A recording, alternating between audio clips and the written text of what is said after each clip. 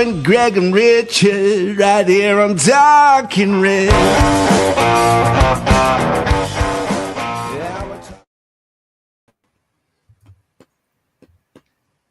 It's never a dull moment at Nottingham Forest.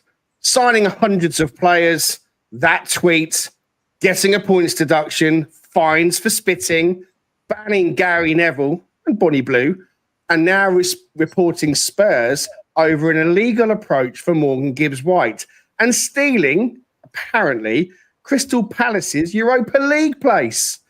This one is going to be fun. On the panel, we have Raf The Random Pundit, Paul Morley, and Danscape is going to be joining us very soon as well. If you've been here before, welcome back. And if this is your first time, then welcome to Talking Reds, a Nottingham Forest podcast. I'm your host, Greg Oram, along with my fellow Forest fanatic from across the Atlantic, Richard Spray.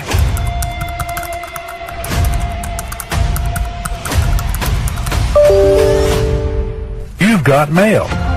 UEFA's club financial control body is meeting to decide if Palace have broken anti-club ownership rules.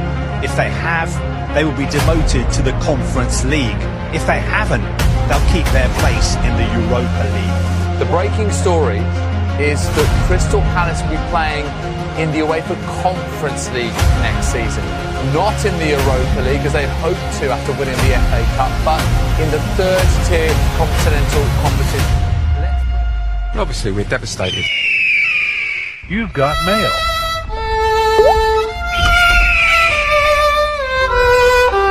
You've got mail.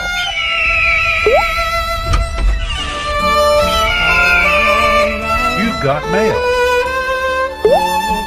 Obviously, we're devastated.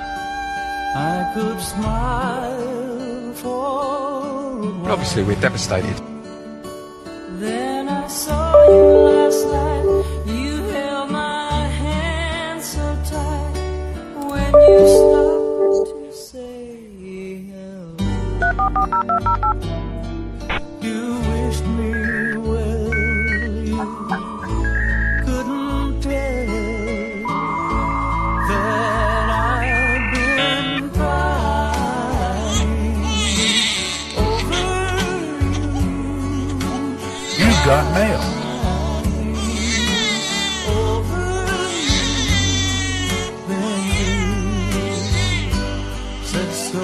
You've got mail. Left me standing all alone and crying. You've got mail.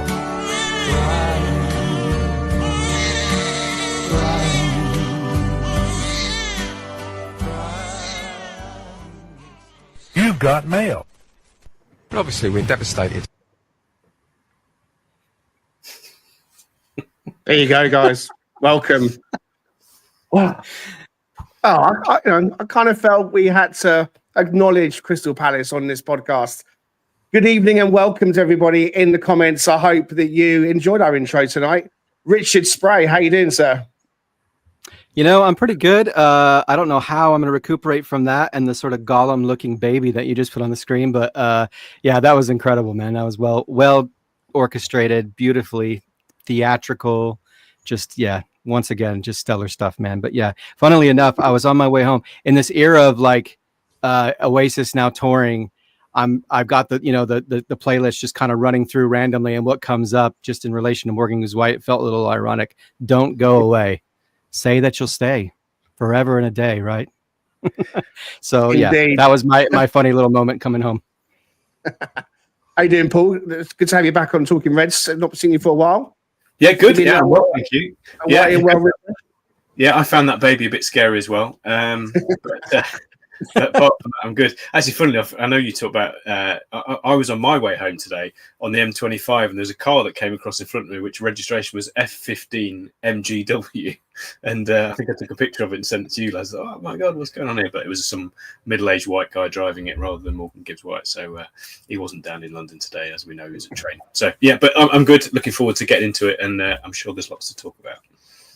And Raf, you've had the longest birthday celebration known to man. I think you spent about 5 days with your good lady getting plastered every day, and then you were wrapped up under the duvet watching the men's singles final on Sunday. Are you back in the land of the living and now paying attention to what's going on? Because it's happening all over the place, sir. Oh my gosh, I literally had to shut off my phone. Well, you saw me having an absolute meltdown on, what was it, Thursday on my actual birthday, going, seriously, what is going on my birthday? I was so irate and didn't want to go out with my other half and be in a bad mood. So I said, right, guys, I'm checking out. Checked out for 3 days, got back on Sunday, turned on my phone to about 500 messages from all of you. Complete unprecedented, even for Forest, unprecedented madness, which I didn't think was possible. And so I've been playing a bit of catch up as to where we are. Yeah, and that's what we're probably going to be talking about today. So yeah, all good fun. You've got to have a sense of humor through these things. Otherwise, what's the point? Indeed. Danscape hopefully will be with us soon. He's going to hop on and we'll have him in the mix as well. If you are watching along, please do us a favor and hit like and subscribe. It really helps us, of course, if you can do that. We're on X, we're on TikTok, and all the usual places, Facebook and Instagram. So please do follow us and hit like and subscribe. Leave a nice review on Apple and Spotify if you can. And in the comments, if you're here, please do let us know. We'll try and give you shout outs. Got a lot to get through. So a very good evening to, and he's loving the picture of Mr. Marinakis. My picture of Morgan behind me has been infiltrated. I'm not sure if you can see it, but yeah, Mr. M has taken over for the time being, showing who's boss. Ian Wigginton is with us as well. And even to Pat Brett over in West Virginia, swinging on his porch. Jackie is with us as well. Thank you very much, Jackie, for being with us, as well as Darren Waplington. He says, good evening, guys. Hope you're all doing well. What a week we've had. It's not dull being a tricky tree. Absolutely. Danscape joins us as we do that. Hey, Dan. Ross isn't a fan of the intros. He says, no wonder I keep turning you off. Just talk. Don't worry, Ross. We've got lots of talking to get through. We try to be different here on Talking Reds. That's how it works, I'm afraid. So we'll get straight into talking. Danscape, thank you for joining us. Are you okay? Yeah, I'm all right. I'm a couple of cans deep on a midweek night trying to drown my sorrows about this whole situation. So we'll see how I get on. It's fine. We're going to start. We're going to kick off with it. We're going to warm up. Before we get to the main course of Morgan Gibbs-White, we're going to warm up with the Europa League stuff. We're going to warm up with Crystal Palace. UEFA have updated their website, and there it is again. Look, Palace are in the conference, and Nottingham Forest are in the Europa League. So it looks official. I know they're going to try and appeal. I'd be absolutely flabbergasted, Richard, if it gets overturned. We have got lots to get through, so I'm going to come to you as much as possible, guys, and get your viewpoints and try and move things on. But Richard, on Palace and on Europa and conference, what are you thinking? Are you happy that we're in Europa now? Absolutely. I mean, I don't.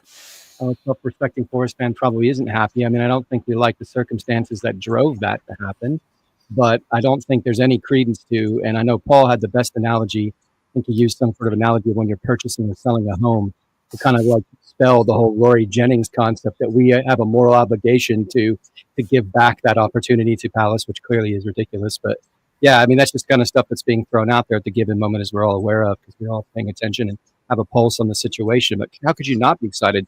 Enhanced revenue. I think it adds a little bit more cachet in terms of recruiting. I think it certainly puts us on a timeline that maybe is a little bit more accelerated. Conference League may be, quote unquote, more easily winnable. Gosh, I can't believe I just used that word. Premier Elliott, I'm very sorry. I'm super excited about what can come from this, assuming we can get some obviously signatures on the dotted line to get some players in the door, which I know that I guarantee that is being worked on. But yeah, I don't think how you could be anything but excited about this prospect, because it definitely is enhanced in terms by the kind of competition you're playing, as well as the kind of revenue we're going to get, like I said. I convinced myself that conference was brilliant, and we're going to win conference. So a season in Europe, get a trophy, and then go into the Europa League the following season. And I'm almost wishing that was still the case, Paul.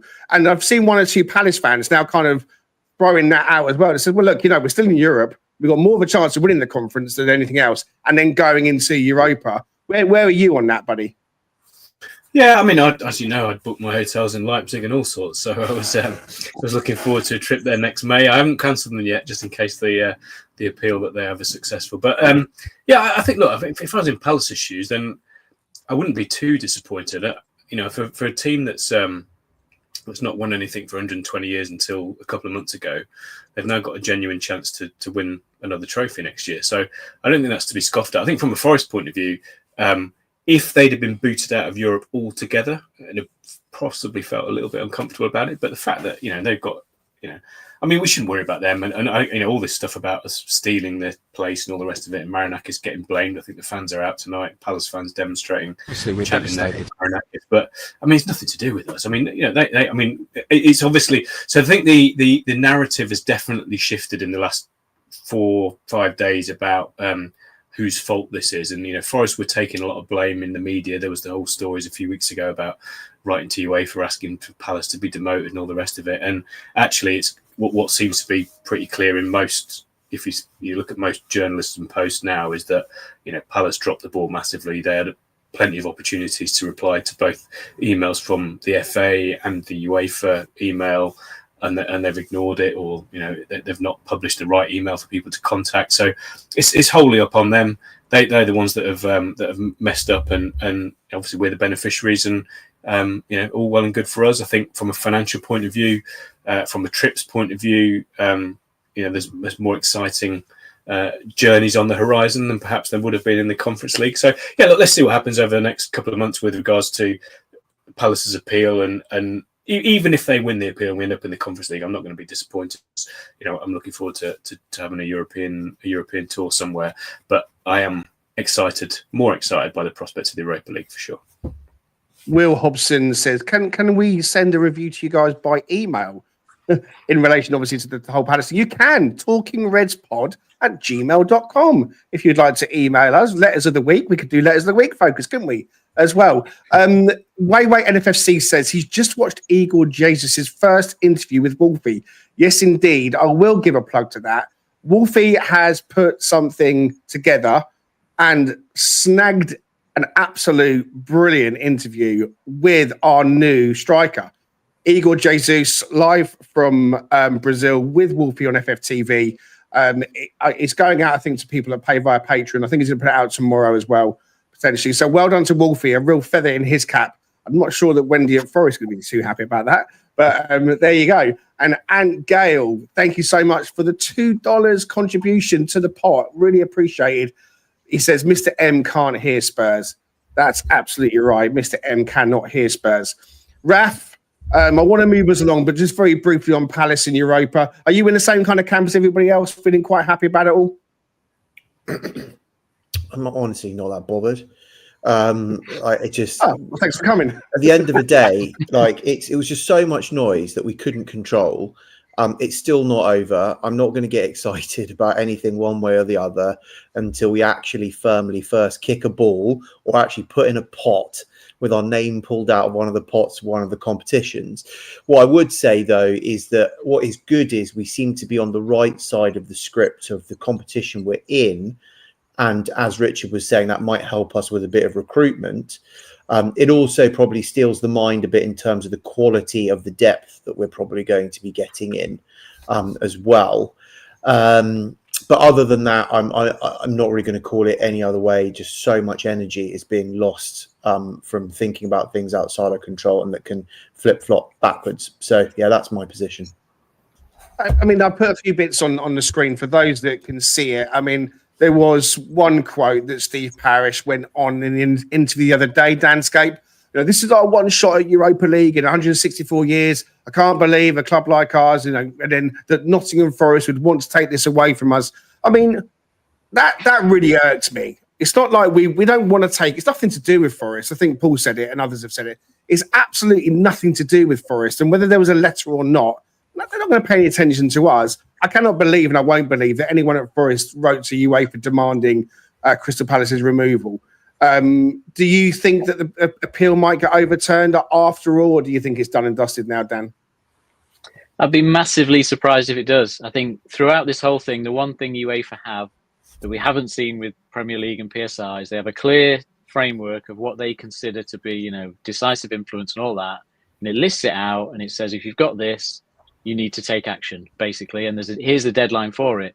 Palace took the risk; they didn't do that, and now they are sort of crying about it after the fact, even though nothing's changed. And so, if someone overturns it at appeal, then it would be a massive surprise, and it would sort of undermine the rules entirely, to the point where UEFA would have to rewrite them or rip them up, or, you know, anyone can just appeal and say, well, sorry, we haven't had Europe for 120 years, so don't apply the same rule for us, kind of thing. And you know, that's just not going to happen. So I just think it's black and white, and there's not much more to it, and it's got absolutely nothing to do with Forest, like you say. And both teams kind of deserve it, insofar as, yes, Palace deserve it for the FA Cup, but for us getting 65 points in the Premier League, we kind of also deserve Europa, because I don't think any team's ever got 65 points in the Premier League and not got Europa League football since, you know, it's turned into the Europa League. So it's not like we've snuck in having just got like 50 points and, you know, we've kind of stolen it as has been suggested. Both teams, you know, if they'd got in, it would have been fine. And if we get in, I think it's not entirely unjust. Yeah, I completely agree. So, you know, to any Crystal Palace fans listening, you know, we're glad you're still in Europe. We didn't want you to lose Europe. And had you stayed in the Europa League, then fine. You know, it would have been no problem. You won the FA Cup, and we all saluted that. You know, we all thought it was a great thing for football, and I still think it was a great thing for football. You know, the fact of the matter is, you are still going to be playing in Europe next season. And go and win the conference, Palace fans. Go and enjoy it. Get stuck in to European adventure. Get your hotels booked. Go and win the Conference League. You know, and put two fingers up to everybody that's you feel that has done you an injustice. So good luck to you guys at Crystal Palace. It's going to be tasty when we visit you and you come to City Ground. But just remember, you know, it's the big six that we should all be ganging up against. All right. Andrew Cove did just pop a message in. I'm going to put it up again. He said, Europa has very probably changed the level of players we might attract or keep. Maybe Morgan Gibbs-White stays for Europa, but wouldn't have done so for Conference League. All right. So Morgan Gibbs-White, let's get on to the main course then, chaps. It's all kicking off. I mean, I'm not going to go over the timeline of the last 4 or 5 days. You don't need me to do that. Anybody watching and listening will know exactly what's happened. You will have all seen probably what's going on in the Sky today. Rob Dorset's been very, very, very busy. Just in case you didn't see this bit, Forest have now officially written letters to both Morgan Gibbs-White's agent and Tottenham Hotspur to point out the legal ramifications of what Forest believe they've done. I did a TikTok video that got a lot of traction with a lot of Spurs fans, a lot of people chirping in and saying, oh, there's no such thing as a confidential release clause. Well, there is. It's called a non-disclosure agreement. Ultimately, they exist. You know, it's there so that if someone comes along and happens to want to take Morgan Gibbs-White, if the release clause is 60 million, you know, ultimately, if they offer 55, Forest say no. If they then come back and offer 59 million, it's no. If they say, we'll give you 60 million, at that point, you say, okay, well, let's negotiate then, because the release clause is the release clause. It's there to benefit the player, really. It's not there to benefit any other club. It's not put in so that we can sell our players on the cheap to the rest of the Premier League or beyond. It's there because I believe, and this is speculation, that Gibbs-White and his agent forced that clause in at the point of him signing from Wolves. I don't have that as factual. It's my belief that that's what happened. The only people that wanted that clause put in would have been the Gibbs-White camp. There's no way on God's green earth that Marinakis or the Forest hierarchy would have wanted a clause put in. And we now know for the last 12 months, they have been offering and trying to get Gibbs-White to sign a brand new contract, and he has rejected all approaches and any conversations. They wanted to practically double his money and make him pretty much the most well-paid player at Forest to remove the clause, and he didn't want to do it. So the clause is a non-disclosure agreement clause, so you don't speak about it. You're not allowed to tell anybody. We now believe that that clause became active after 3 years of service, as in the 1st of July, just 14, 15 days ago. And it's at that point that it is felt by Forest that Gibbs-White's camp agent, somebody, had passed on the information, and that's why Marinakis is pissed off. So that kind of sums up, I think, where Forest are at. It's an illegal approach as far as they're concerned. You're not allowed to enter into any negotiation with any player or their agent until you have written consent from the selling club or the club he's at to do so. Even if you come in with the money that triggers a non-disclosure release clause or any release clause, you still can't start making negotiations happen and getting medicals booked and media duties booked until the club, Forest, have given written permission, and that has not happened. So I'm expecting Marinakis and Sky are all over this, and Rob Dorsey is saying he is well prepared to lose money over this. I think we all know if you piss the big guy off, he is going to dig his heels in, and ultimately this is going to go legal. So Richard, that's pretty much summed up that kind of side of the position as much as I wanted to. I wanted to kind of make it clear that this is not just some kind of like imaginary clause. The clause exists. There's a way of doing things, and Tottenham they've messed up. I think Dan said it on Facebook earlier, or wherever, or Twitter rather. If they knew the clause existed, play the game. Come in with 55, then come back with 59. Oh, and all right then, Forest, we'll give you 60, and it triggers, and off you go. They've gone about it all wrong, haven't they, Spurs? Yeah, I would agree with that. I mean, I think ultimately they just saw a number, or they wanted the player, and they just thought that's going to be the most direct way to get him out of the building. And so that everything seemingly was done without a lot of involvement from the club that he's currently at in Forest. And, I mean, there's still some, speculative elements to this, but, the unfortunate part about this is that I hate the idea that it's diminishing his reputation and or the kind of connection that he has with the fan base, because ultimately he's given so much to the club and he's done so much for us to bring us to where we are. He never expected, we all probably never expected, maybe Marinakis expected, to be where we are in terms of our position in Europe. And so, those add-ons and other things that were coming are probably a little bit out of left field. Well, not out of left field. It was certainly in the contract. So they were acutely aware of it. But yeah, I would definitely agree. I think Tottenham's tried to do sort of back alley dealing with the agents, but nothing surprises us with agents these days, right? Because if there's ever a party in this sort of like deluge of individuals involved in this, they're going to be at the bottom trying to get every single penny they can get, which is kind of weird to me, that they wouldn't want to try to negotiate more and try to get something, a little bit better, like you mentioned. But yeah, I'm not bothered with Tottenham. I'm disappointed that that's the destination that he seemingly wants to go to. I'm disappointed that, in some capacity, this has kind of soured some of the conversation and some of the dialogue that was happening earlier, and some of the things that we've seen him say in the media space, as Dan kind of pointed out earlier on WhatsApp. He needs a little bit of media training, because clearly, and no player's going to come out and say, I really hate it here. I would love to get out of here and go to Tottenham, even if they finish 17th. I don't think that's quite the message that's going to come out, but I also recognize that, maybe at the time he was feeling like something might be able to get done, but I have no idea. It's all conjecture, but I'm just sad that it's sort of gone a route that's a bit soured and a bit less than what we had hoped. And it's kind of diminishing, like I said, diminishing his sort of perception and the way that people are perceiving him on the outside from a fan base standpoint. Nothing formal yet to the Premier League in terms of communication. If Forest write and report Spurs to the Premier League, then the Premier League have to act and investigate. And that, if Spurs are found to be in breach of Gibbs-White's contract, then that can have serious ramifications. It was also reported, Raf, that Gibbs-White could choose to go on strike. He could choose to say, well, look, you've breached my contract for us. The £60 million bids come in. Whether you like it or you don't like it, my contract says that I can go and you're stopping me going. So he could get legal on Forest. So how likely is it that he's going to sue Forest and then refuse to play and go on a strike? I mean, in the realm of possibility, can you see that happening, Raf?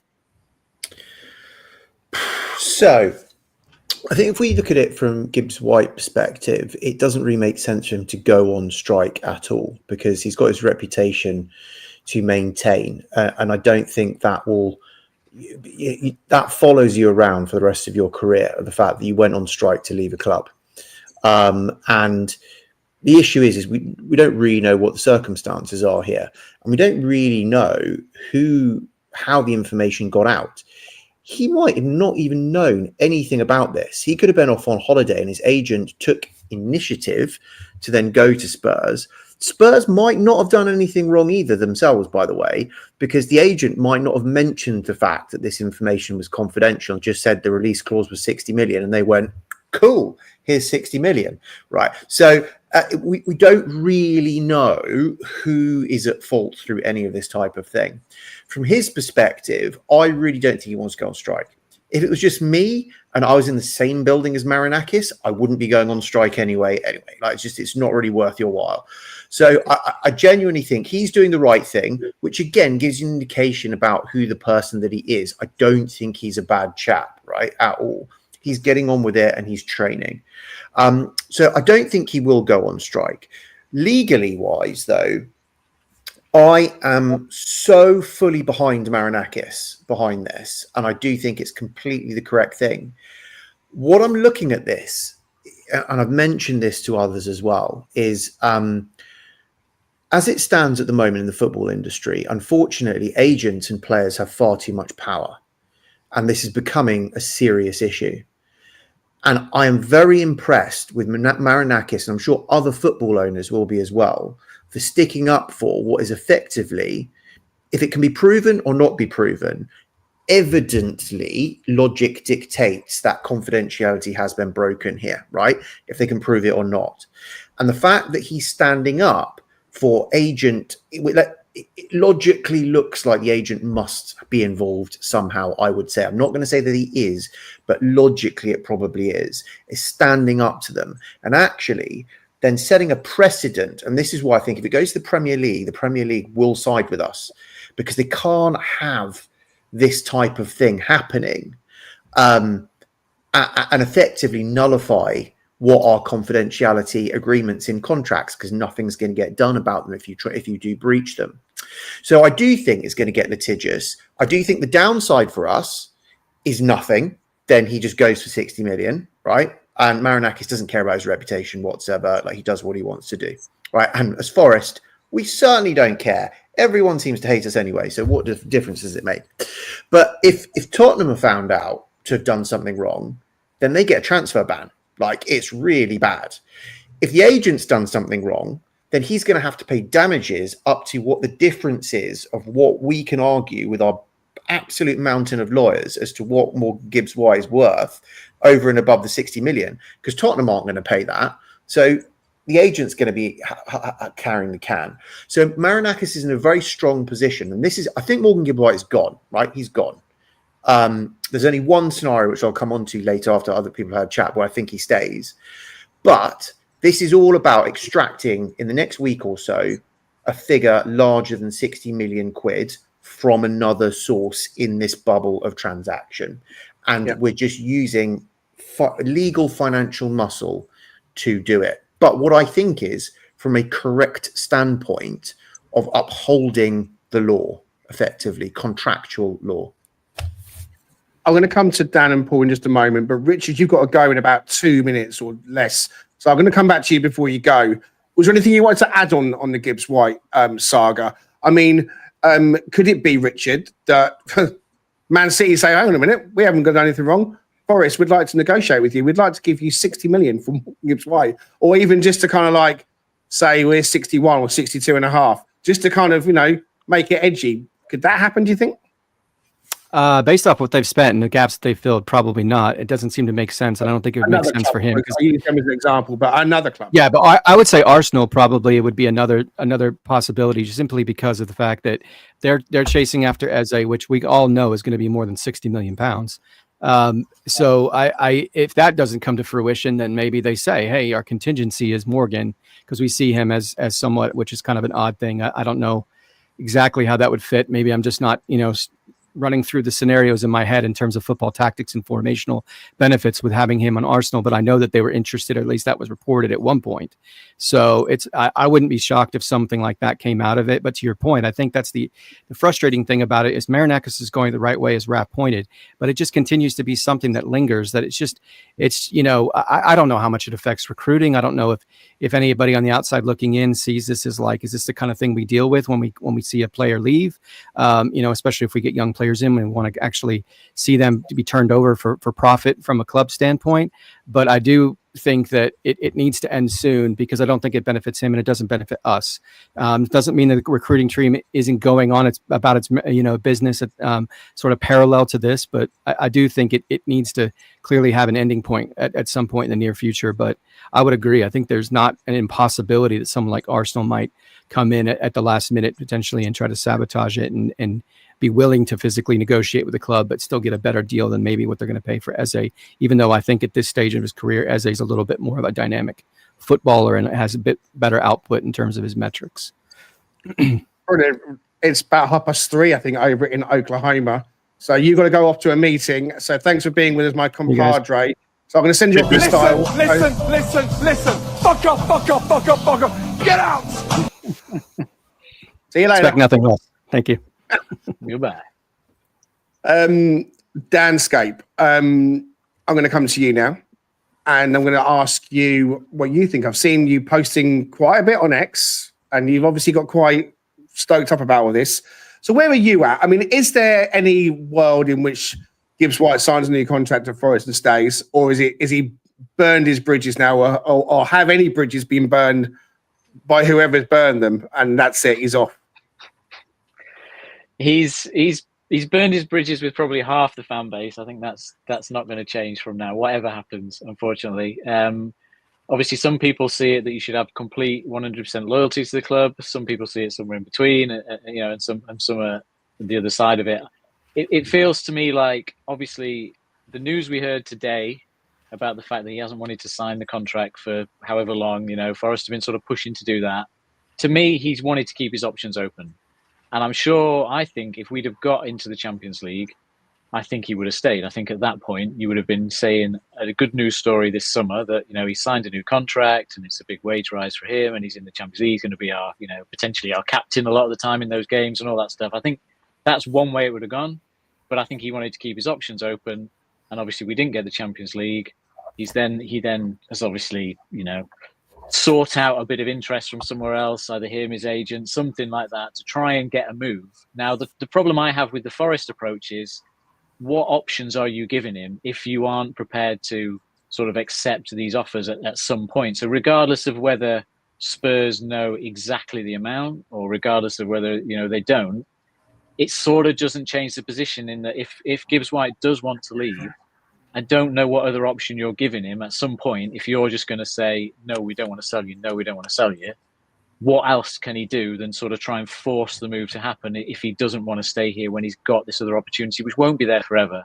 And I sort of feel like at the minute, it might be to extract a bit more money, but it also might just be to make life more difficult for Spurs and Gibbs-White and just drag it out because you kind of can almost, there's no incentive for us not to delay it and send a letter, even if the end result is that he ends up going for 60 million to Spurs, and then you argue about it in the courts for the next year or whatever, trying to prove that someone knew something or someone released something, or that we should have got 70 but we've only got 60. And it's horrible that it's soured his, like we said, Richard touched on, mainly it's horrible that it's soured his reputation and his ending, but it is an ending.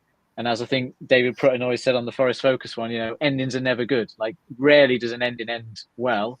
And that's why things end up like this, insofar as neither party wants to let go. Gibbs-White wants his move and Forest want the maximum value. We've reached this loggerheads, and I just think it's part of what happens at this stage of football, doesn't it? Not everybody is on the same page all the time. And at some point, someone has to feel like they potentially lost a little bit, which is, I think, what from our side, we feel like 60 million is a loss because we could have got more.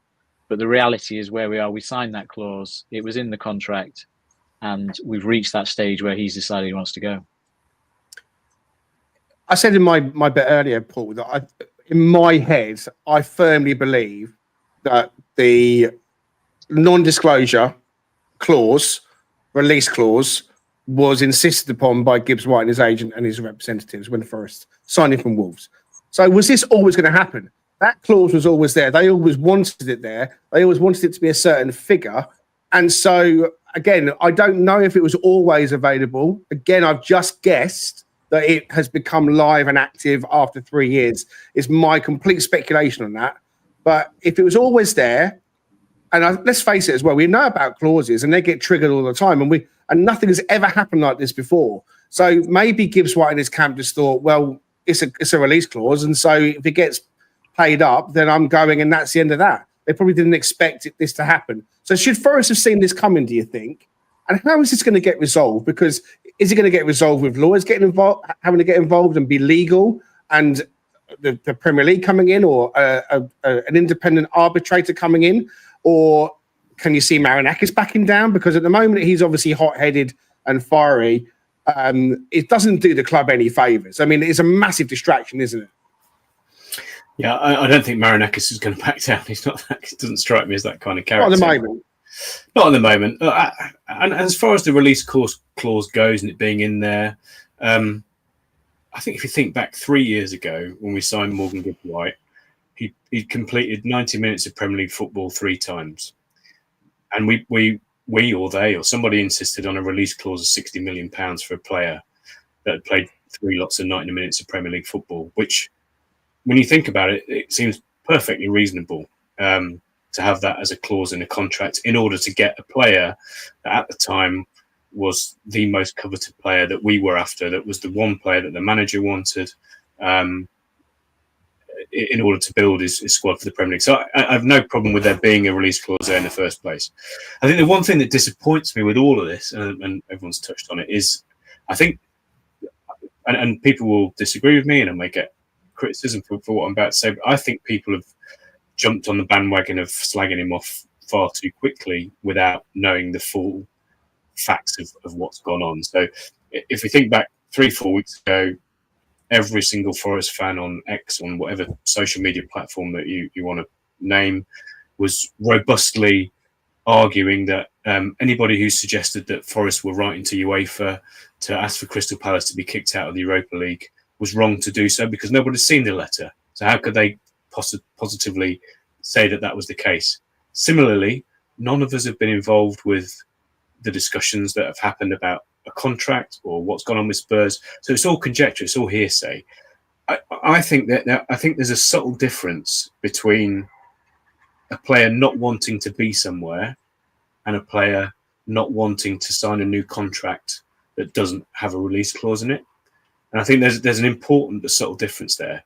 So if you think back 12 months ago, so according to Rob Dorset, if what he says is true, we first approached Morgan with the prospect of signing a new contract for double his money, but without a release clause 12 months ago. If you think back 12 months ago, we just finished 17th in the Premier League. We had the lowest points total of any team to survive, albeit after a points deduction. But we were a struggling Premier League club. He is a player who will have known full well that he's coveted by other teams at that time. He's 24 months out from a World Cup. Does he really want to commit himself without a release clause to a struggling Premier League team? Yes, all right, they might double his money. Now, if we'd have been willing to keep a release clause in that contract 12 months ago, and we're saying double your money, he would have signed it. It's absolute no-brainer. So it seems clear to me that the stumbling block as to why we've not been able to get him to sign a new contract is because we want to remove a release clause from it. Now, whether that release clause should stay at 60 million, probably not. I can understand Forest not wanting a 60 million release clause in there 12 months ago, given what's happened over the past 2 years and the way he's progressed. But possibly if we'd have said, okay, well, maybe you can have a 70 million or a 75 million release clause. We don't, again, this is all conjecture. I don't know this. But that feels like that might have been a way to persuade him to sign a new contract, but with a slightly sweetened release clause from the club's point of view. The stage that we're at now is that we've obviously, it feels like we've dug our heels in and not been willing to offer a release clause. So he's now thinking, well, okay, I am 12 months out from a World Cup. There's also been, a lot of conjecture about what Tuchel has said and what he's encouraged the squad to do. Just want to touch on that very briefly, because I'm pretty sure, and I'm no fan of Thomas Tuchel, but I'm pretty sure he didn't walk into that dressing room and go, unless you play for City, United, Tottenham, Arsenal, whatever, you're not getting in the England team.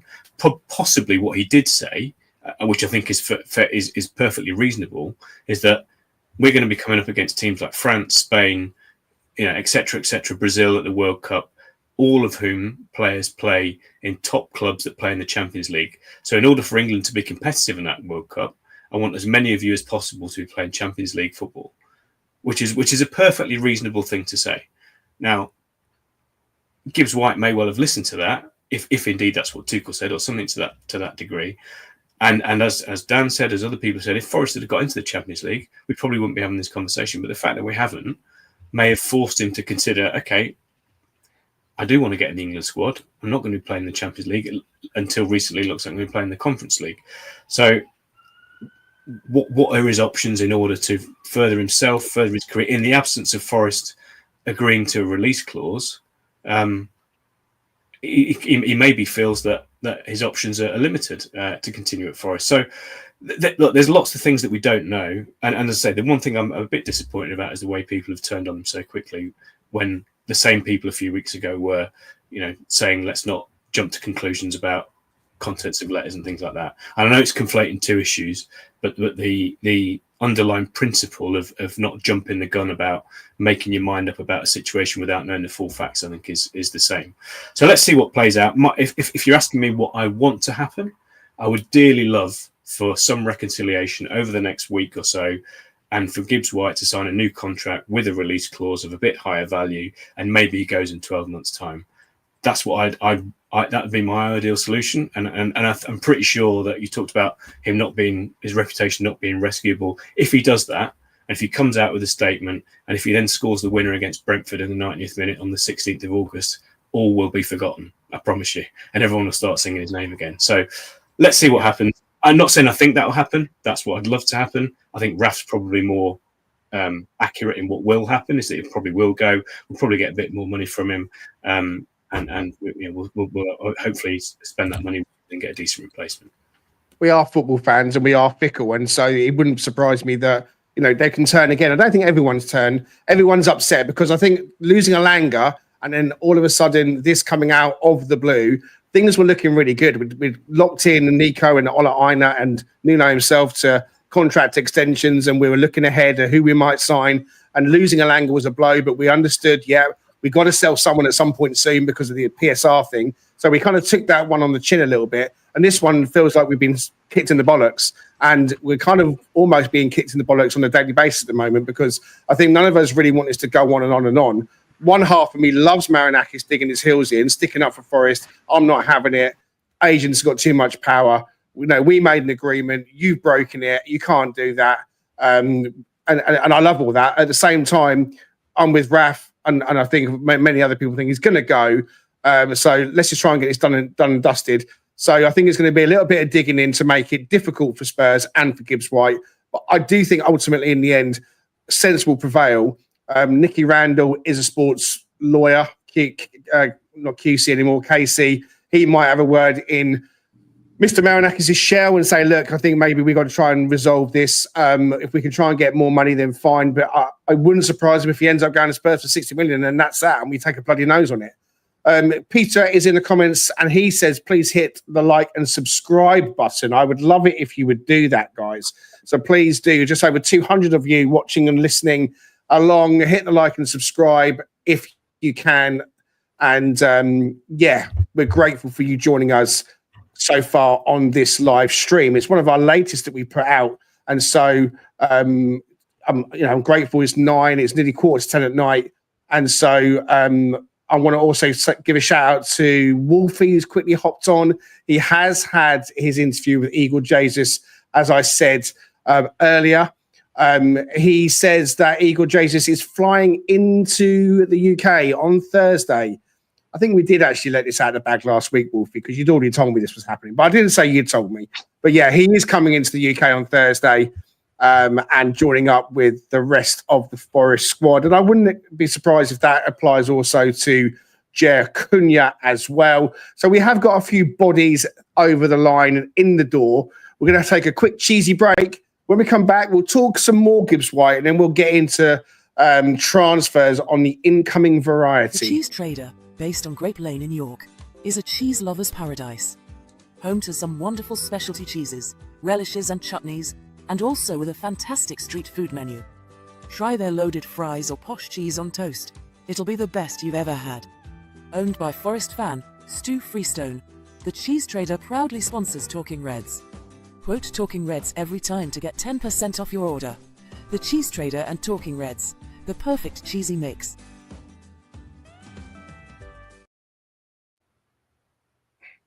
Our friend Stu Freestone, the cheese trader, all the links are in the bio. Wolfie has told me that the number that Igor Jesus is going to be wearing. So he's letting me say, tell him his number. But he said I was sworn to secrecy. So I'll clarify, Wolfie. Am I allowed to say, although he says make them guess? So everybody in the comments, everybody on the panel, if you'd like to play along for the next 15, 20 minutes while we're still in there, what do you think the number is going to be for Igor Jesus this coming season? And Wolfie says, yes, you Are we can talking tell about them. his secret release clause? Do we have to guess what that is? Yeah. Where's his secret release clause number? 99 million. Yeah, what's his number on his shirt going to be? So if you want to play along, Tricky Mickey thinks it's going to be 69. That is exactly the right kind of answer for this podcast. Tricky Mickey, my goodness me. Yes, we love a bit of 69 action. And so anyone else? Amanda says 10, and Pat Brett is going with a 99. So could it be 10? Well, 10 might be vacant. It might be vacant. Raf, we're sticking with the Gibbs-White conversation. You mentioned earlier you thought there might be a multiversal possibility that he stays. Take us through your thoughts on that. So, right, if everyone in the football world was logical, calm, and utmost intelligent, he would have signed a new contract because everyone would have won out of the situation. Okay. There needs to be a release clause in it. Fine. We give him a release clause. It's 85 million, whatever it is. We give you a whack load more money. The agent is super happy because he gets a percentage of that whole new contract as well. Gibbs-White's being paid double whatever it was beforehand. And the club, when he eventually gets sold, like Paul said, in 12 months' time, it's a bit like the Cunha deal for Wolves. Then the club gets a lot larger amount of money for when he gets sold. The agent then gets paid again in 12 months' time for a whole new contract on top of it as well. And Morgan Gibbs-White probably gets a signing bonus with Forest and then another one in 12 months' time as well. So the fact that we haven't had a contract is just lunacy to me, that no one is thinking straight and passions must be running high or there's massive miscommunication somewhere. Right. So for me, I think that is still everyone can sit down. Now, Morgan Gibbs-White's been off on holiday. Anyone listening to Toff when he was on Forest Focus spoke about the independence that some players give their agents to really deal with everything for them and they just get on with playing. There might be a scenario like I alluded to where the agent thought he was actually being helpful or a bit cheeky and going off and actually lining up a Spurs move for Morgan Gibbs-White when he got back from holiday. Morgan comes back. Everything's hit the fan, left, right, and centre. And actually, yesterday was his first day back at the club, which I'm sure he went to go sit in front of Marinakis and have a conversation with him and Nuno. So in the right now, there might be something that's being worked out where actually they put a release clause and they give him new contracts and everything's fine. If that's to happen, I would say that someone's going to have to fall on their sword out of this. And I think there needs to be a huge amount of PR that's done. And if I'm Morgan Gibbs-White, I think I need to fire my agent at the same time, very publicly off the back of it as well. And I think that will go. And it's the whole, I didn't know, I was off, I was on holiday. I'm really happy, like I said, it was here. Look, we've got Europe. It's absolutely fantastic. Yes, I was very disappointed last season. All the players were. We went off on holiday very disappointed. I think my agent took that out of context. I'm really happy here. Sack the agent, take a new contract, everyone gets paid out. And I think that will appease everyone. Will it happen? 15% maybe, if common sense prevails. I still think it's probably an 80-85% chance that he's gone. But there is a way back, and I think that is the route, I think, because there's no point unless you get all of the fan base back behind you of then walking out and dividing the stadium. The dressing room's then weird off the back of it. There's absolutely no point. So it's got to be an all or nothing, and someone's got to be the fall guy out of this. And logically, it's the agent. Yeah, I mean, look, what I would say is that it's not the first time that there's been difficulty in so-called transfers happening or not happening. I remember going back a set of years when Real Madrid wanted David De Gea from Man U, and there was a bit of a hoo-ha then because they were really after him and they really wanted him and they were trying to get him. And David De Gea was almost like halfway out the door. And in the end, he stayed. And in the end, it all got sorted out and he signed a brand new contract the next day. So the way to keep a player is to get them signed up to a brand new contract that's lucrative for them, and say to him the likes of Danscape, look, you've got a young son, you've got another baby on the way, you're very settled, you are our vice captain, albeit you're on the pitch more than anyone else and you have the armband the most. Let us give you a lot more money and let us look after you. Let us put an £80 million release clause in that we'll make public. We won't hide it. We'll make it public. And if anyone wants to come and pay that for you in a year's time, then so be it. I mean, there is a way back potentially if it's. I mean, he's already done the PR work now. He's turned up for training. He's smiling. He's not doing anything unprofessional. He's being very professional. So it's almost like the PR work has already started in my eyes. And so, Forest are doing their side of it by picturing him and putting it out there and everything else as well. Right. And because we all want to see that. And so it's almost like, move along, nothing to see here. Everything's business as normal, Dan. So I don't want to keep asking you the same question because I know everyone's kind of pretty much had their say on what they think is going to happen.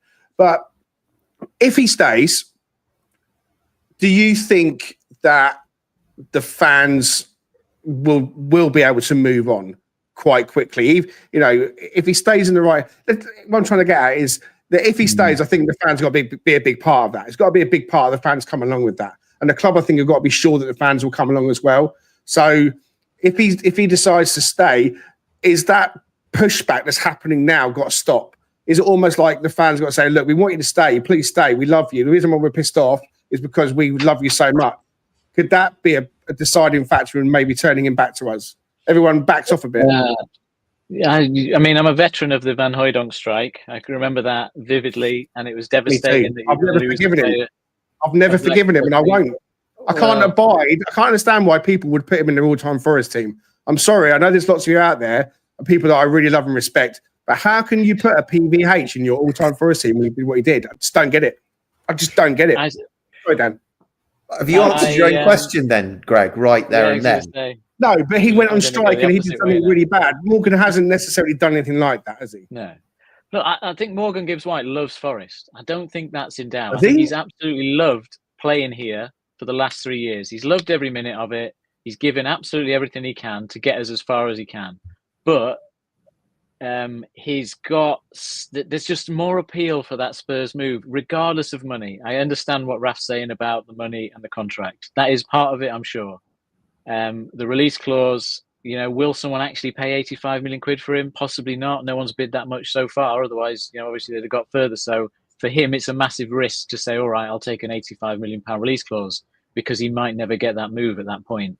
And then you've got all the other benefits, unfortunately, of being at Spurs where they are. You've got a much nicer setup, I'm sure, on a day-to-day basis. You've probably got better facilities, better staff, physios. You've got the stadium.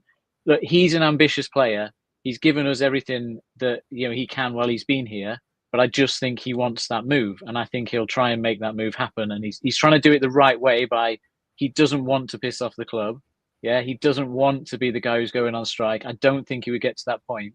But at the same time, he doesn't want to be held ransom by the club because we won't accept what was agreed 3 years ago, which was a £60 million release clause. And, that opportunity is there. He wants to take it. That's my opinion. And that's just what I think, from what we know of him and what we've seen of him. I don't think his comments from February when we were third in the Premier League and he said, he would rather play here than anywhere else. I don't think that suddenly becomes undermined. It's just a case that the situation's changed. At that point, he would have thought we really are seriously going to get top 5 and he's part of it and he's going to lead it. That's changed. And the other factor, which we mentioned the other day, is that he's seen Anthony Elanga go to Newcastle and he's seen Anthony Elanga go to Newcastle on massive money and all the fanfare and that extra step. And Anthony Elanga's going to be playing in the Champions League. And he's sat there thinking, well, am I going to stay at Forest even if I get more money? Does this feel good to him on a day-to-day basis? When he comes in, does that feel like he's actually achieving the best he can as a player and taking that step. And I just think there's too much, I just think it's the end of the journey. That's basically what I'm saying. I think the journey was, he's given us what he's given us. If we'd have made that other step, he might have stayed another year or two. I don't think it's necessarily got that much to do with England and that side of it, but I just think it's he sees it as the end of the road. And again, it's all conjecture and all just opinion. But from a fan's point of view, if he comes back, it will taint it. I just feel like these situations never go well and they never really turn around. I can't think of any examples where players got that far down the line and they come back. You'll probably think of some, but I can't really. De Gea, but but Dan, does he start? If he goes to Spurs, does he start? Well, he's got to. If he's going to go to Spurs, Thomas Frank, he does. He's a Thomas Frank. Yeah, he player. does. Imagine like a Danscape, but he's probably a level above. For me, he starts over Maddison. Most of that time, I think. Yeah, the one that did come back from that was Elise at Palace, wasn't it? And he was going to go to Chelsea, and that was all pretty much done and dusted. And then he, similar situation. He was signed a new contract, and then he went to Bayern Munich. So, yeah, it has happened. It can happen. And I think, look, in my opinion, I don't think it's even so much about the money. I think it is the draw of the Champions League and making the most of your career. I do think the England thing is part of it. I know how much that means to him. So I think that is part of it. Playing, and listen, I've said it before, I'll say it again. When they sign for clubs, whether it's Forest, Man U, Spurs, Liverpool or Arsenal, they're not signing always for life.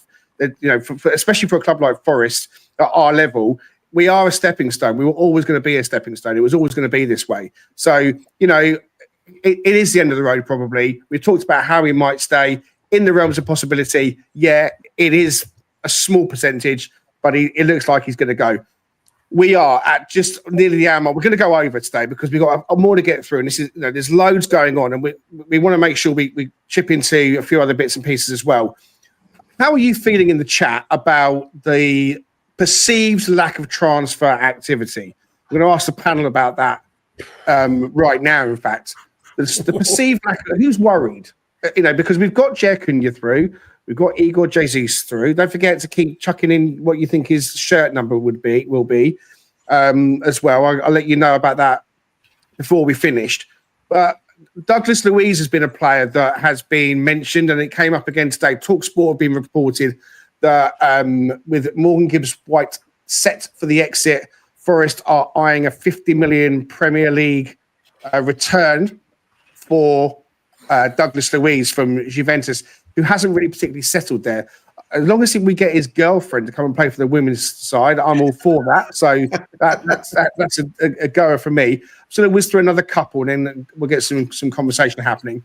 The other big one was Jacob Ramsey, now a primary target for Forest with Gibbs-White. I mean, he looks like more of the replacement for Gibbs-White. Douglas Luiz would fill another kind of situation that we've spoken about on this channel quite a bit. But Jacob Ramsey, fee of upwards of 30 million, that could be a goer for Forest. A rumour for Atletico Madrid's left wing-back, Samuel Lino, as well. That's another transfer rumour that's hit the social media pages today. And, of course, it hasn't gone away. David Ornstein, this is from just a few days ago. Forest are still looking to sign Johan Wissa. He is 28. We know Brentford won 50 million or more, and Forest have come in with a bid of under 25 million, apparently, to try and get Johan Wissa. So there's a few names and faces in there. I mean, like I say, how are we feeling? I'll come to you, Paul, on this first, about this perceived lack of activity. Should we start getting worried? I mean, I'm not worried. I'll give you that quickly. I'm not worried. I think there's still time. How are you feeling, Paul? I agree with you. I'm cool. I think the thing we've got to remember this window is that we are shopping in a different market than we've shopped in before. A Europa League market now, by the way. The Europa League market, yeah. I mean, we're not out there buying Jota Silvas and Ramon Sosas, and without the risk of going all Ian Holloway on you. We've all been to nightclubs. We've all walked in the nightclub and we've thought, right, who do we want to leave with tonight? And you can go for the girl that's dancing.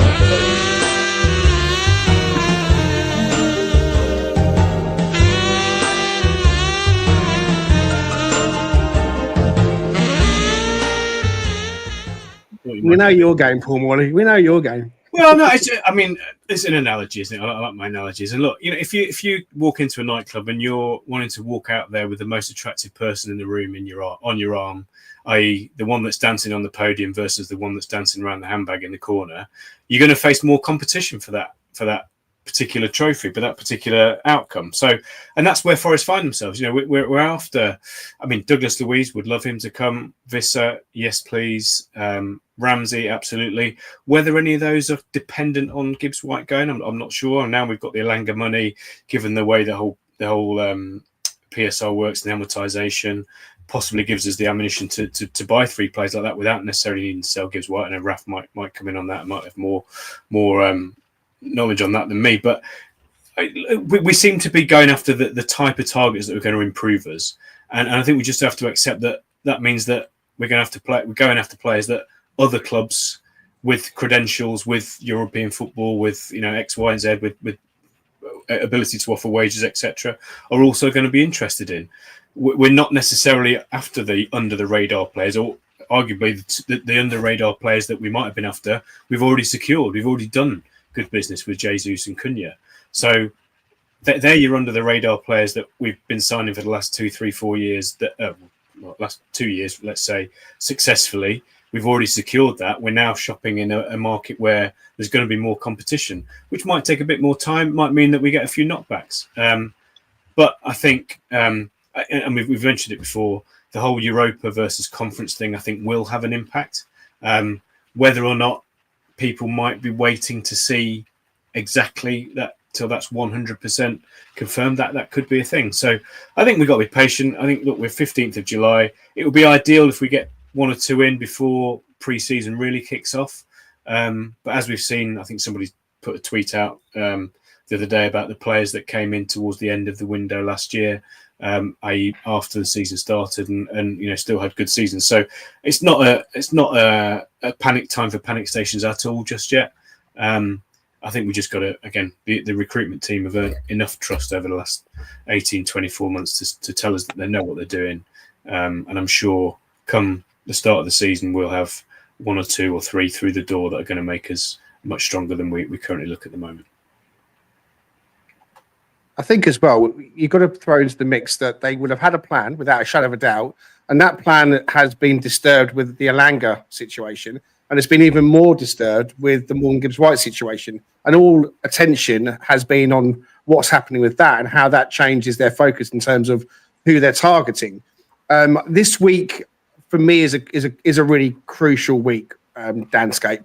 I really, really feel that something's got to happen this week in terms of someone coming in. And I don't just mean anyone. I mean, something significant, because we play Monaco on Saturday at Chesterfield in the friendly, and then they're going off for their overseas training camp where there's a set of fixtures. And to me, that is where Nuno got his real pre-season happening last year, on that camp away. And we said it, and we say it so many times, just give Nuno a pre-season, let's see what he can do. And I think it's the same again this year.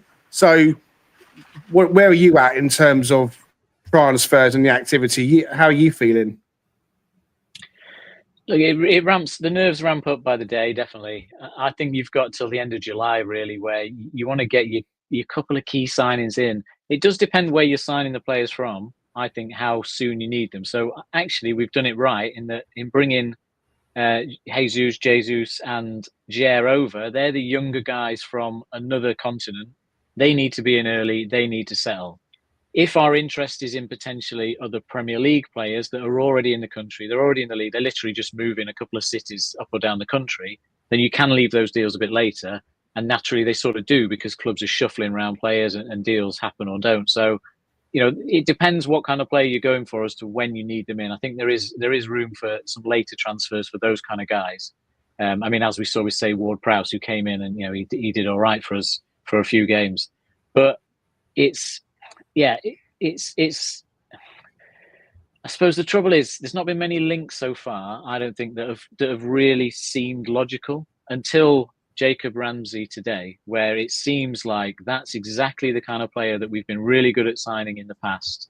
Slightly overlooked at their current club, behind a couple of players, about 20 million quid, something like that, the right sort of age. and I think something to prove. So that's the first one that's clicked. I don't think Bakayoko ever really clicked as being like, that's a Forest signing for me.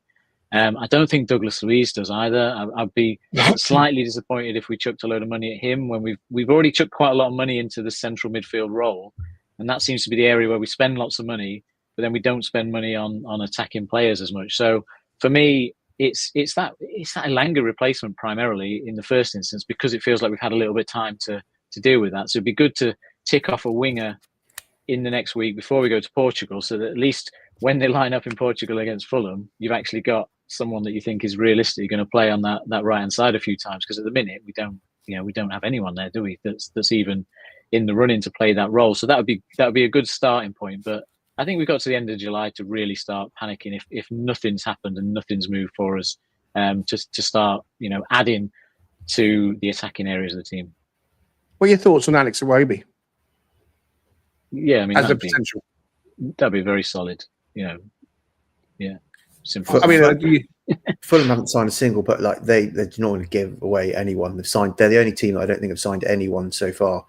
And it's they're not going to want to lose him. I think he was magic for them in the back half of the season. I think he would be a really good signing, especially linking up with Ola as well.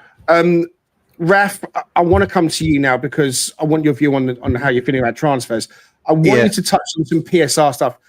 Again, I want to do a little quiz with you guys at the end, and I still will try and squeeze it in. But if we run out of time, then I won't be able to. So give us a little bit of PSR chat, how the Elanga thing has moved us into the kind of out of the danger zone in terms of allowable losses.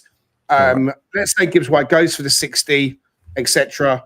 How does that play out for us as well? And where are you at with transfers? Yeah, so there we go. Right, so if you pop this back up, right, here we go. And the couple of people were just asking me now on X, and I promised that we have a quick look at this sheet. So hopefully you have tuned in. So a little bit of change. What I have done is I've popped out players like Omar Richards and David Carmo. I've removed them from them being sold. Dennis Bowler, we haven't heard anything about them being sold. I don't think Jota doesn't seem to be going now, right? No, I never thought he was, personally. But there you go. Well, there was originally he potentially was going to go to Saudi, but he said no. And Taiwo, I don't know. If we get Whistler, we've got 4 strikers, which is super interesting. But anyway, so what we've got is Elanga that's now gone in. He's penciled in. Bombardeli has definitely gone in. And I think that Turner deal should still go through to Lyon. So we've got that. Other things are projected. So we've got O'Brien in for potentially 5 million to 2 places that he might be going. Danilo's now back on, it seems, but actually to Botafogo, which is strange, but it shows the bromance is still alive and kicking between Mr. M and Textor, which is fantastic. Sosa. And Sosa is also off as well, which is really, really good. Palmeiras, was that not? I think. Yeah. Yep. So yeah, and that was and so these are the translations into pounds. So Elanga's in. So what I have done though is plug in Morgan Gibbs-White. Now I don't know if he's got a sell on to Wolves. I doubt it with the chunky add-ons that we had for everything else that was in there. I have approximated his add-ons in terms of what I think was probably paid for how much and when in terms of avoiding relegation, him being called up to an England squad, him getting an England cap as well. Put that into the amortization and put it in the mixer. What that does mean, though, is if he's off ski, then we're not giving him a new contract. And as you can see, Elanga's been pulled off of the new contracts as well. But the new contracts I've estimated, and we're giving, hopefully, Callum a new contract in here.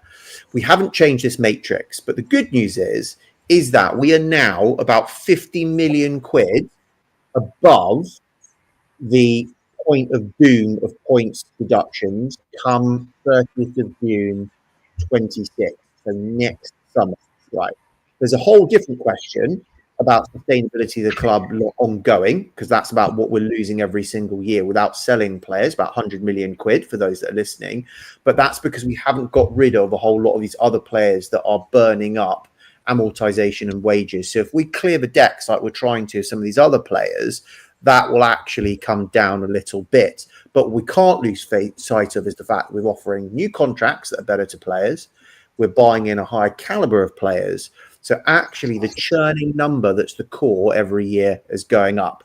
Also, if we are in UEFA, which Danscape's the expert in this because he did a lovely piece in this of what the bottom line is, but we're instantly about probably 20 million quid better off just off the face of it. So that number's up, that number's down to about 80 of our core losses, and the actual PSR number's up to about 70 million above where we need to be.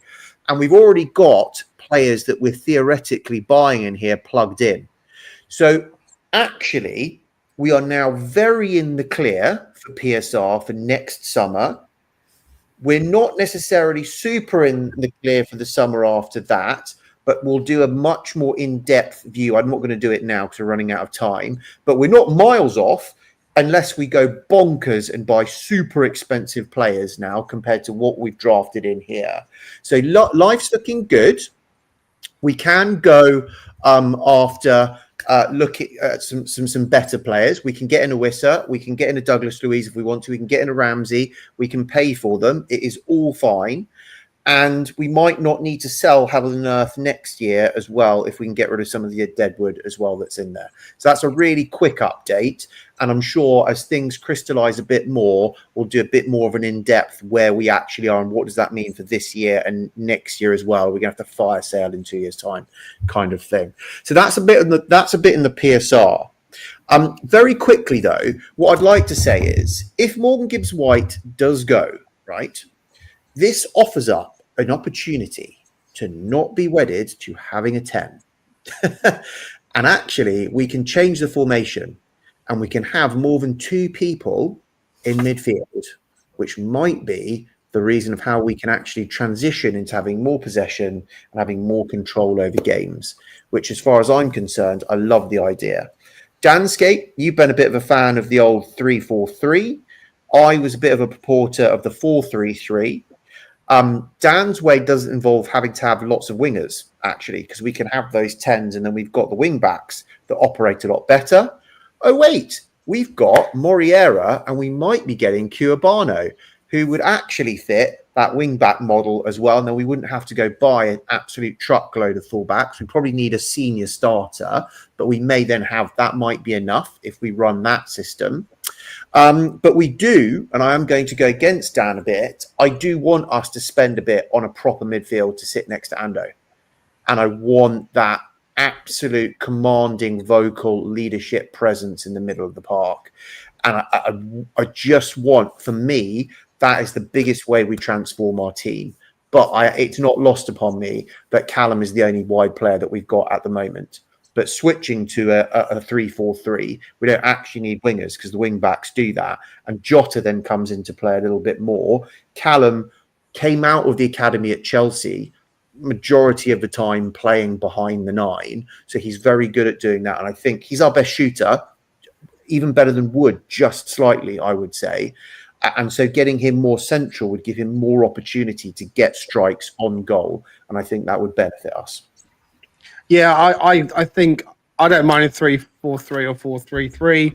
Jair Cunha, for me, I think is a better player than Morato. Morato scares me. I mean, I could be wrong, but I just think Jair Cunha, no, he's 20, but he's got a very high ceiling. So if he was to come in and play alongside Murillo and Milenkovic, I'd be really happy with that. And Nico and Ola down the flanks, there's lots of different options. And yeah, we've said a few times in here that, we are wedded to Morgan with in the 10 role and him in the team. We build it around him. So we released that. A few are saying in the comments that the Curbano deal is off. He's staying at Botafogo, apparently. John Textor, Nick Hemphill was with us in the comments, says John Textor has apparently come out and said that Curbano is staying. All right. Okay. Thank you very much indeed. One more thing. Forest Women have signed another player. Kirsty Smith signed. She says, I'm excited to be here knowing all of the history of the club. It's really ambitious and I'm delighted to have signed. Forest Women, of course, remember, are playing in the Women's Super League 2. It's been rebranded again and back to being the Women's Super League 2. Okay. I'm going to chuck our quiz in, and I know Paul loves a quiz. And for those that missed it, Paul and I, we sadly didn't get over the first round against Derby. It was a very close affair, and Paul and I are having nightmares about Belgians now and forevermore. But this, because we are in the Europa League, I want the panel to name the last 10 different winners of the Europa League before Spurs this year. Okay? So before Spurs this year. So the last 10 different winners. We're going to go round and you'll all get a chance. I'll put the years on, okay, to give you a little bit of help.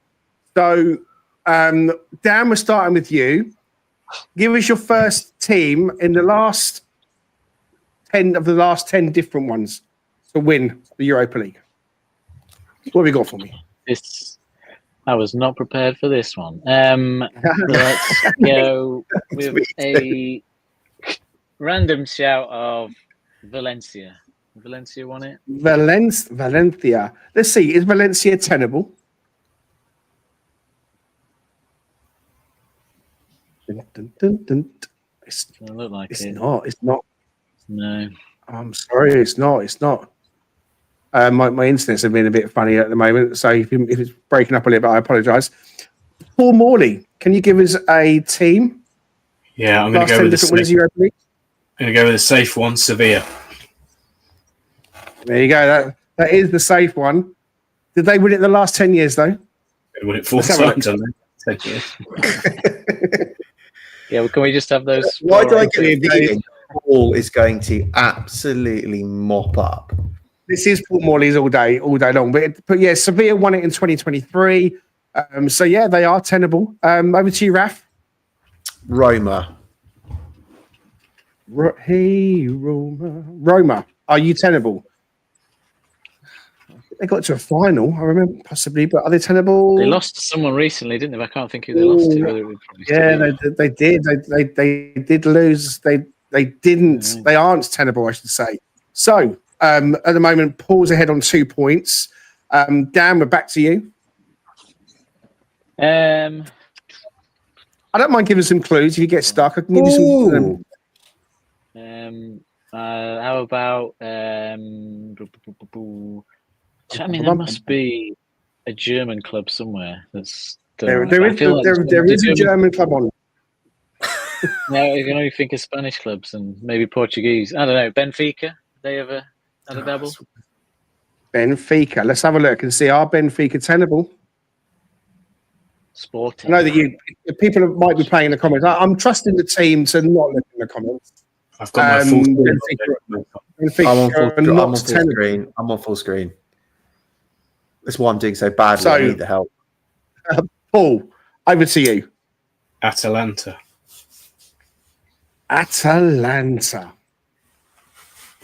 Make sure I spell it right, because if it's right, it needs to be spelled right to come up.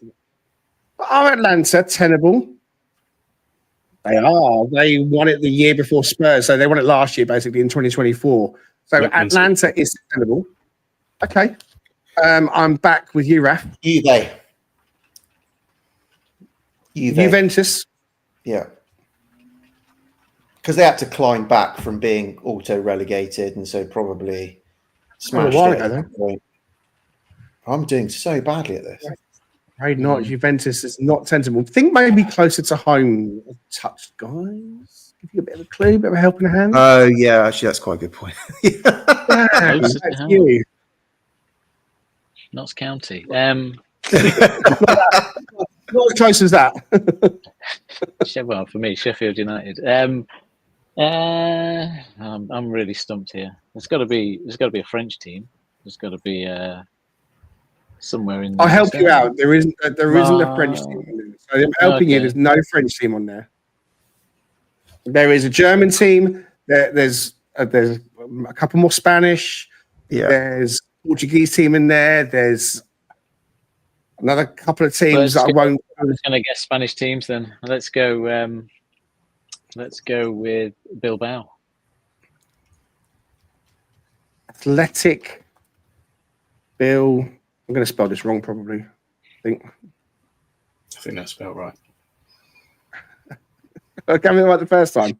I didn't know. Yeah. There we go. Athletic Club Bilbao. Are you tenable? Oh my lord! Oh man, you guys are letting me down. I thought you guys would be all over this. This shows Paul, how much help me we've out. paid attention to the Europa League. Yeah, I know. it hasn't been a thing for us for so long. Like, yeah. But yeah, you guys, I thought might have paid attention and so forth. Go on, All Paul. right, here we go. 2019 Chelsea.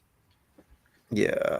2019 Chelsea, the Club World Cup champions, are indeed tenable. They have now won absolutely every trophy in Europe. We're going to this for some reason. This template only allows a certain amount of guesses. So when people start getting stuff wrong, it will time out. So it might time out in a moment. So Dan, I need a right answer. I think to keep us going. It's Raf, is it? All right, Atletico Madrid. It is Raf. Atletico. Go. They definitely won the Madrid. Champions League, but I'm pretty sure that they, yeah. Atletico Madrid haven't won the Champions League, actually. Have they not? What? Oh, there was this. I thought they won. final. They've lost in the final were. 3 times. Yeah. You would know. But Atletico Madrid is tenable, though. They have won the Europa. In fact, they've won the Europa, I think, 3 times. They haven't won the Champions League. But I am now. You've got 2 points. Danscape. Right. Come on, can I have some clues? There are any less clues? German team. Another English Premier League team. There we go.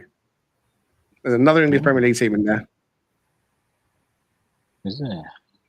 Yeah, and it's not Spurs because obviously we've left Spurs off because they are the big winners this year. It's before Spurs. This Come on, just goes to show. I had no idea. Man United.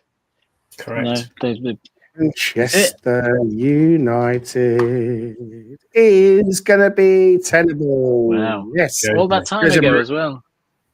It was, yeah. So we're starting to get a couple of points on board. Paul, back to you. Thanks, Paul. Yeah. I'm going to say Villarreal. Oh, such a good shout. Villarreal. Is that tenable though? It's a good shout, but is it tenable? Is it? Yeah. It is. Unai Emery was It it? is. It was. Okay, I'm going to right. go old school. Old school. Go on. I'm going old school. Hope for Fiorentina. Fiorentina. They lost in the conference final against West Ham United. No. Have they won a Europa? No, they didn't. No. Haven't won a Europa. They haven't won Are there a any Europa. Italian teams Danscape, left? back with you. Is there any Italian There teams in there is no, there isn't. There's Oh, that would have been there helpful. is. Yeah, there's one from Portugal. You don't ask, you don't get. There's one from Germany. There's one from another country, and there's one from another country. There's one from Ukraine. There's one from Russia. All right. Well, Dynamo Moscow. That's the one. It's the only one I know. Done. If that's wrong, I'm in trouble. This quiz is going so well. One in Moscow? No. Oh wow. Right, not. Come on, Paul. Give us your best Russian or your best. Eintracht Frankfurt. Every club you say is so viable, Paul. Like when you say them, it's just like, yeah, probably. Frankfurt. Probably. Definitely. Yeah. Frankfurt. Right, There's 3 to Dynamo get. Kiev. You guys have done well. Paul's Dynamo steaming Kiev. ahead as Dynamo Kiev. From the Ukraine. Is it Dynamo Kiev? Or is it the other one? The other one. Shakhtar Donetsk. There's a Portuguese team. There's a Portuguese team. What do you say, Dan? Shakhtar Donetsk. Shakhtar. Yeah. It's the other one, isn't it? Hopefully. Spell that. Hopefully. I think I'm gonna have to just look it up quickly because if I spell it wrong, do a copy and paste. There we go. It's terrible. There we go. Well done. Okay, we're doing well, Paul. So you've got the Portugal team, or you've got the Russian team. Oh, So if it's Portuguese, it's either going to be Porto or Sporting Lisbon. If we're not a Benfica, Yeah. I will say Sporting Lisbon. Good. I was going to go the other one, which means you're probably right. Don't know. It's a complete guess. 50-50. Sporting Lisbon. I was going to go Porto. So. You'd be right. I'll get the wrong one. Okay. So I will go with Porto. Porto is indeed tenable. Right, we've done well. You guys have got one more answer to get. It is the team from Russia. Dan, it's over to you. Wow. I studied geography as well at uni, and now I've just forgot every place in Russia that exists. Pretty much. You'd never know it. Zenit St. Petersburg. Got to be, hasn't it? Oh, has he pulled it out of the bag? Has he? Hang on a minute, I can't even spell. Zenit St. Petersburg. There we go. Put us out of misery. You guys, well done. Raf with 4 points, Dan with 5. But the winner of this week's Tenable with 12 points is Paul Morley.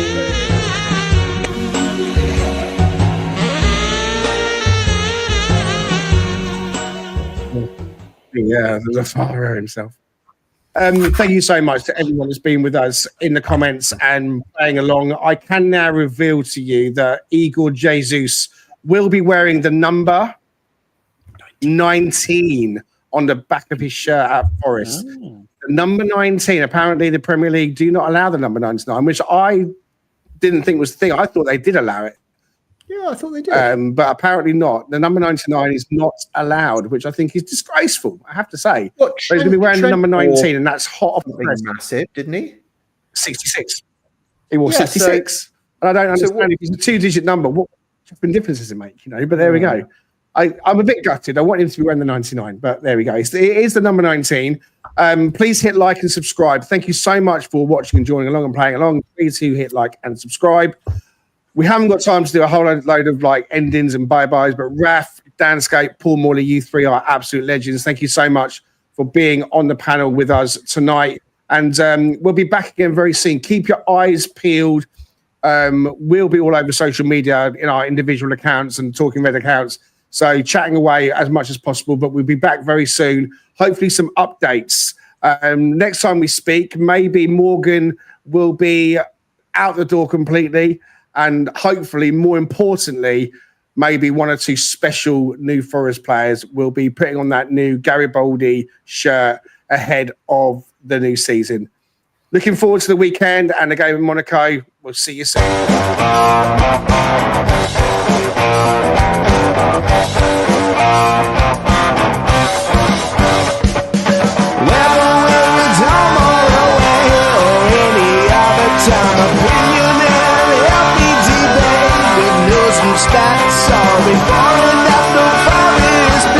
Come join Greg and Richard right here on Talking Red.